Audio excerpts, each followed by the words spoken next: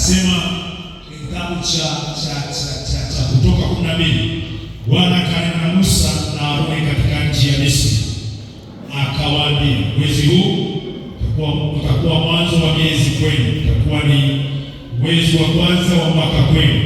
Semeni na mkutano wote wa Israeli, akawaambia, siku ya 10 ya mwezi huu kila mtu atatoa mwana-kondoo kwa hesabu ya nyumba ya baba zao, mwana-kondoo kwa watu wa nyumba moja. Na ikiwa watu wa nyumba ni wachache, mwana-kondoo, basi yeye na jirani yake aliye karibu na nyumba yake na watwae mwana-kondoo mmoja kadiri ya hesabu ya watu na kadiri ya ulaji wa kila mtu, ndivyo itakavyofanya hesabu yenu kwa ile mwana-kondoo. Endelea mstari wa 5. Endelea mstari wa 5.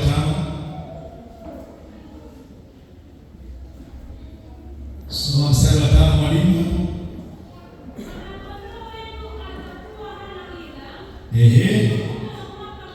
Rudia hapo.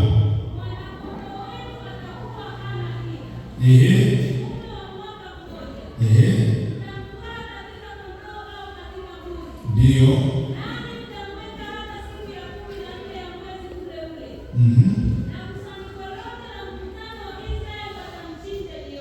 Ndio.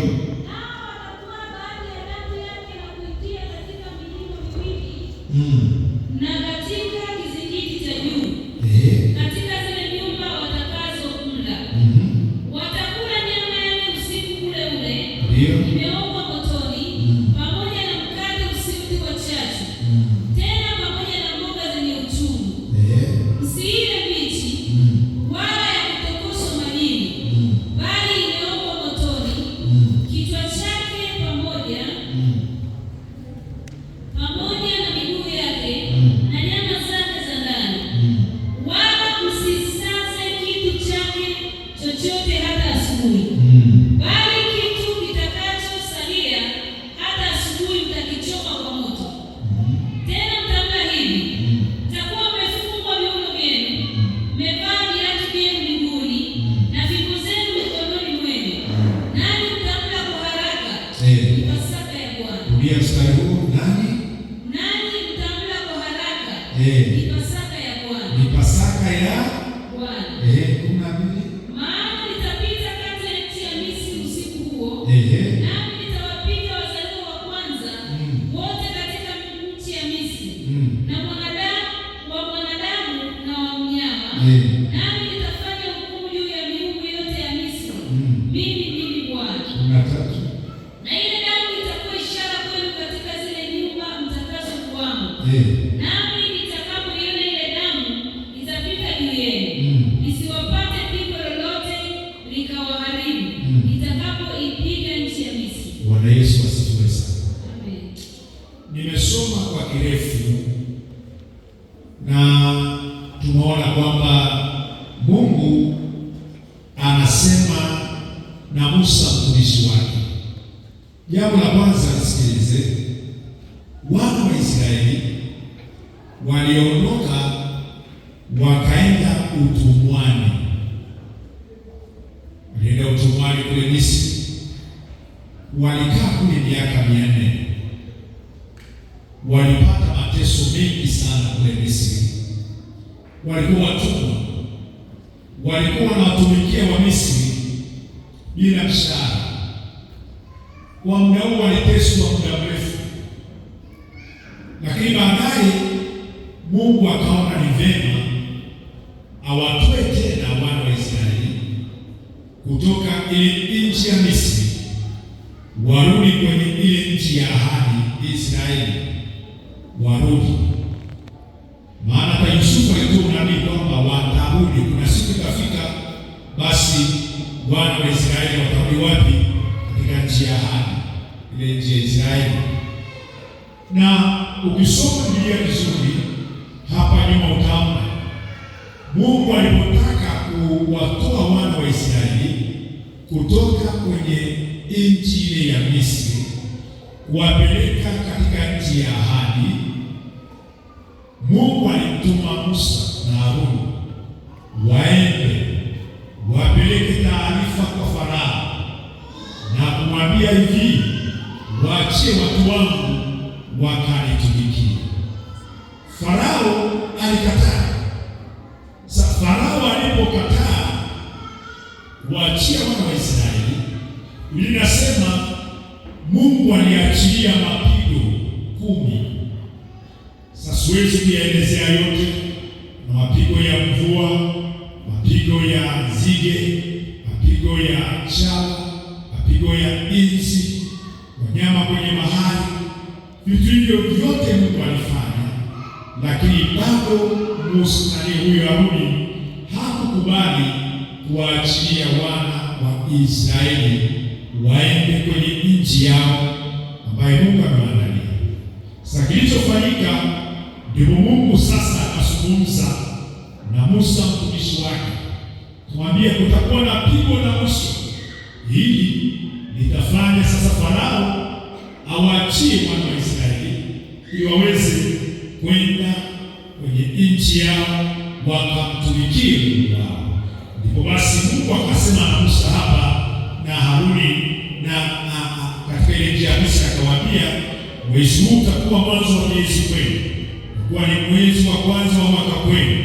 Semeni na mkutano wote wa Israeli, kawaambie, siku ya 10 ya mwezi huu kila mtu atatwaa mwana-kondoo. Sasa Mungu akasema nao kwamba hawa watu wana wa Israeli wote, taarifa hii ilienda tu kwa wana wa Israeli kwamba mimi kila nyumba mtatoa mwana-kondoo, na mkishatoa mwana-kondoo, huyu mwana-kondoo mtamchinja, na ile damu yake mtaipaka kwenye miimo ya milango. Na baada ya kufanya hivyo, Mungu atatuma malaika wake.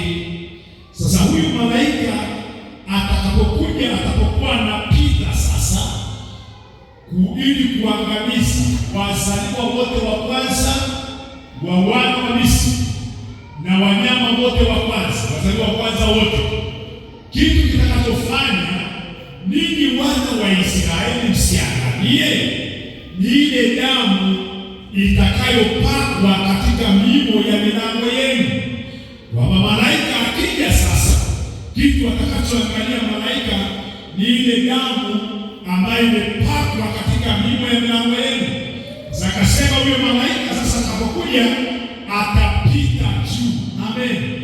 Yaani akija hatagusa nyumba hiyo, atapita juu kwa sababu ya ile damu itakayoonekana katika nyumba yenu. Sasa Musa akasema na watu wakafanya hivyo. Kila mtu akatoa mwana-kondoo, wale ambao walikuwa na kondoo wakatoa mbuzi, wakachinja na ile nyama wakala, damu yote wakapaka kwenye mlango. Ndivyo Mungu alivyotaka, ili kwamba malaika yule wa kupiga atakapokuja apite juu, asiguse watu wa nyumba ile, kwa sababu ya agano na ile damu ya mnyama iliyotolewa. Sasa ukisoma ule mstari wa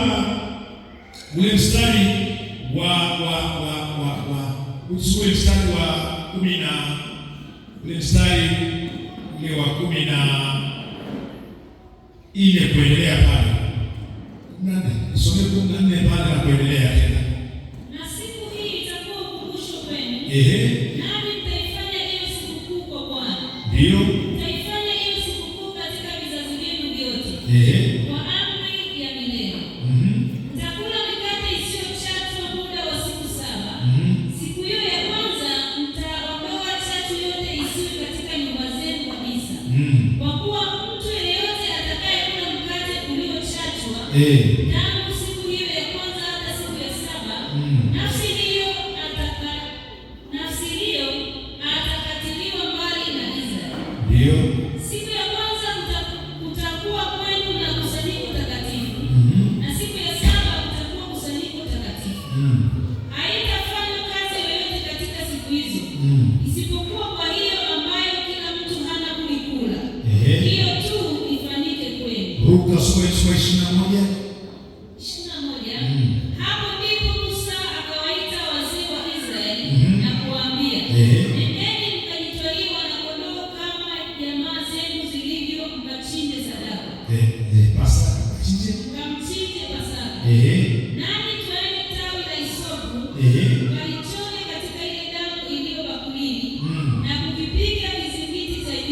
na miimo miwili ya mlango, kwa hiyo damu iliyo katika bakuli. Tena mtu yeyote miongoni mwenu asitoke mlangoni kwa nyumba yake hata asubuhi, kwa kuwa Bwana atapita ili awapige hao Wamisri. Kwa kuwa Bwana atapita ili wapige hao Wamisri. Na hapo atakapoiona hiyo damu katika kizingiti cha juu na katika ile miimo miwili, Bwana atapita juu ya mlango, wala hatamwacha mwenye kuharibu aingie nyumbani mwenu. Hatamwacha mwenye kuharibu aingie nyumbani mwenu kuwapiga ninyi.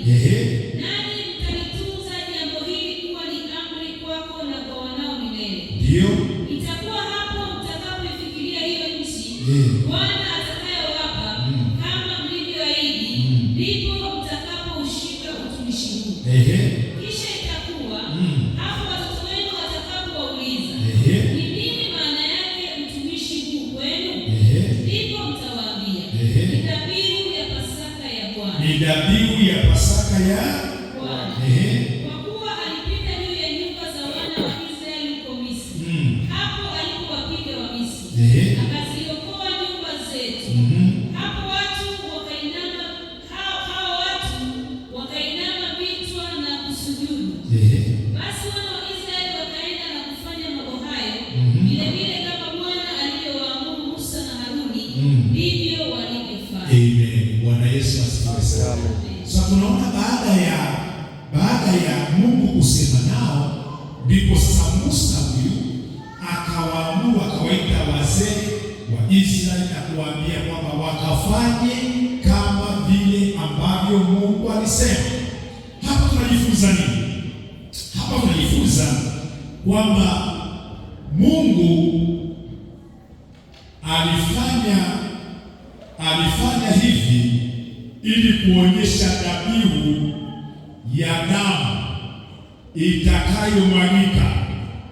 Kwa upande wa kipindi cha nyuma, yaani kipindi cha Agano la Kale, yeye Mungu aliwaamuru Waisraeli watoe mwana-kondoo, watoe ile damu, waipake kwenye miimo ya milango, na malaika huyu atakapopita, maana huyu Farao amekataa kuwaachilia wana wa Israeli wakamtumikie nani?